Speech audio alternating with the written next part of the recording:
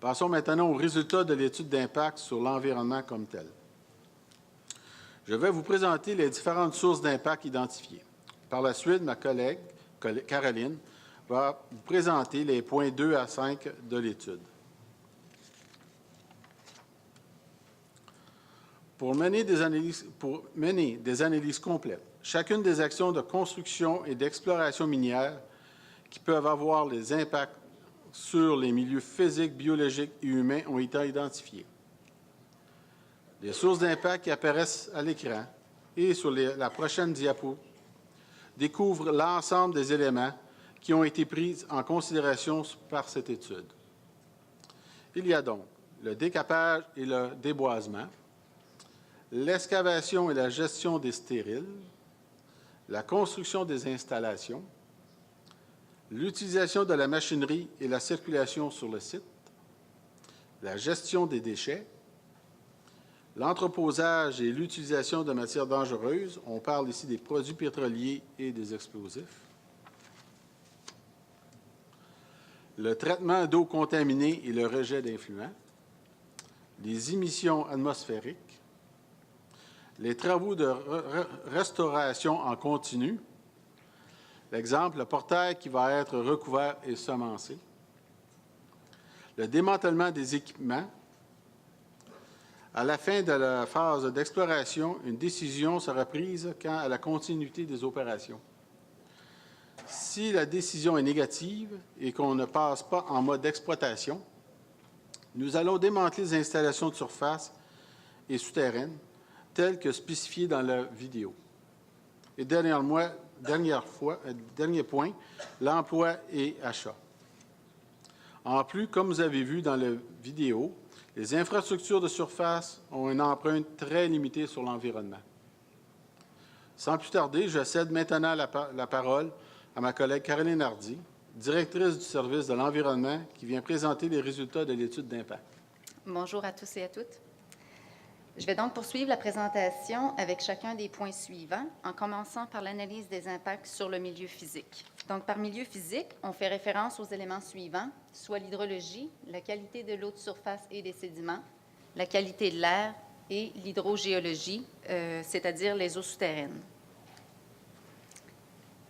Donc, en commençant par l'hydrologie et la qualité de l'eau, la source principale d'impact potentiel sur les eaux de surface aux alentours du site sera liée à la quantité d'eau traitée qui sera rejetée dans le lac 5, soit le lac Matouche. Le rejet d'eau traitée lui-même et la possibilité de déversement accidentel sont d'autres impacts potentiels. Donc, pour parler des impacts en lien avec l'eau, le tableau que vous voyez à l'écran présente des résultats très importants. Il s'agit de tests qui ont été effectués sur l'eau de mine simulée dont vous parlait Pierre. L'eau de mine simulée contient des concentrations d'uranium nettement supérieures à celles de l'eau qui sortira des infrastructures souterraines pendant l'excavation de la rampe et durant la phase d'exploration du site. Sur ce tableau, de chaque côté de la colonne verte, vous voyez les concentrations de substances dans l'eau de mine simulée et les concentrations des substances dans l'eau du lac à son état naturel. Au centre, dans la colonne verte, vous voyez des concentrations de rejet qui sont visées par Strateco. Donc, l'eau qui sera utilisée par Strateco pour l'exploration souterraine va ensuite être traitée dans l'usine de traitement des eaux contaminées avant d'être rejetée dans le lac Matouche.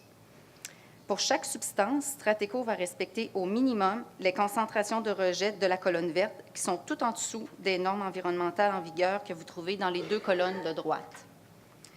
Donc, en ce qui concerne l'uranium, les tests effectués sur l'eau de mine simulée montrent des concentrations de l'ordre de 2,11 mg par litre d'uranium. Le critère de la directive 019 pour ce paramètre est de 2 mg par litre. Quant à l'objectif de rejet visé par Strateco, il est de 0,1 mg par litre. C'est donc bien en dessous de ce qui est demandé par la directive 019. Donc, les eaux générées par les activités d'excavation et d'exploration seront traitées en plusieurs étapes jusqu'à ce qu'elles respectent les concentrations de rejet qui sont visées par Strateco. Donc, on voit les étapes suivantes. À l'étape 1, il y a enlèvement des matières solides en suspension dans les eaux en provenance de la rampe par l'ajout de flocculants qui permettra la coagulation des solides et leur déposition au fond du bassin de sédimentation. Débute ensuite le premier traitement impliquant l'ajout de réactifs à un faible pH pour précipiter certains métaux. L'eau se dirige ensuite vers le premier bassin de décantation où il y a sédimentation des métaux ayant précipité suite au premier traitement. L'eau clarifiée est ensuite dirigée vers une deuxième étape de traitement, qui est la deuxième, et en théorie, le dernier traitement impliquant l'ajout de réactifs à un pH plus élevé pour précipiter les métaux restants qui pourraient encore être potentiellement présents dans l'eau. L'eau se dirige ensuite vers le bassin final de décantation, où a lieu la sédimentation des métaux restants qui auront précipité suite au deuxième traitement. Finalement, il y aura le rejet des eaux traitées dans le lac Matoush. Donc, plusieurs points de contrôle d'échantillonnage interne sont prévus dans le processus de traitement afin de s'assurer de l'efficacité du système. Si requis, il est possible de retourner à une étape de traitement antérieure, et ce, tout au long de la chaîne de traitement. Donc, des échantillons d'eau seront envoyés chaque semaine dans un laboratoire externe. Donc, toujours en lien avec les impacts sur l'eau, vous voyez ici une simplification du bassin versant sur lequel se trouve le site de Matoush.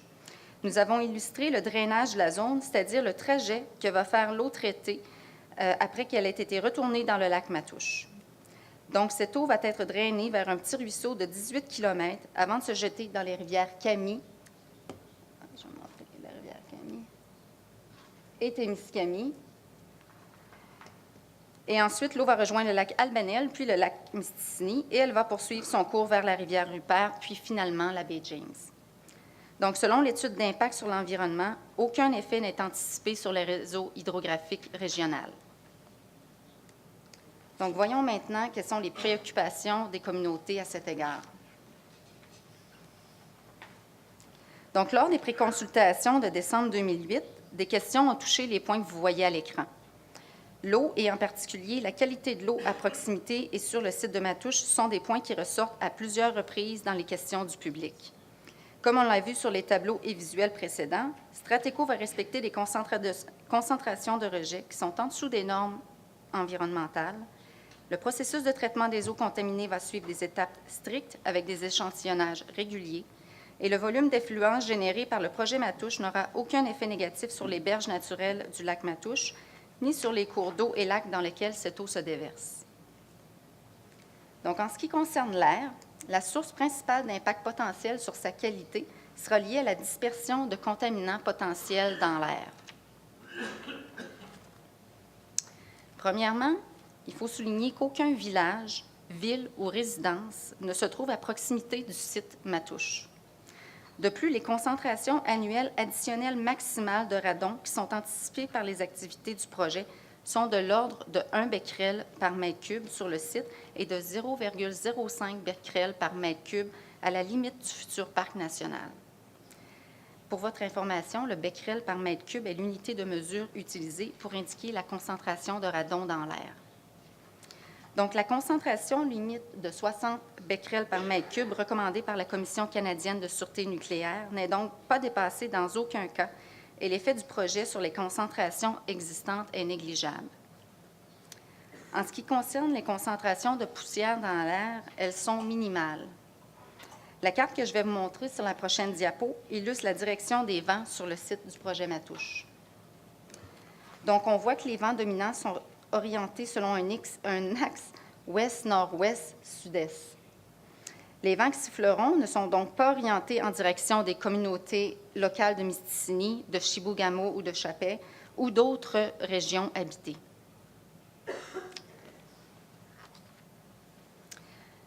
Dans la communauté, d'autres questions ont été soulevées en ce qui concerne la présence potentielle de poussières nuisibles ou de gaz radon dans l'air. Les gens craignent que ces substances s'échappent du développement souterrain, contaminent l'air et nuisent à leur santé. Comme on l'a vu dans les diapositives que je viens de vous présenter, les concentrations limites ne seront jamais dépassées et les poussières dans l'air seront minimales.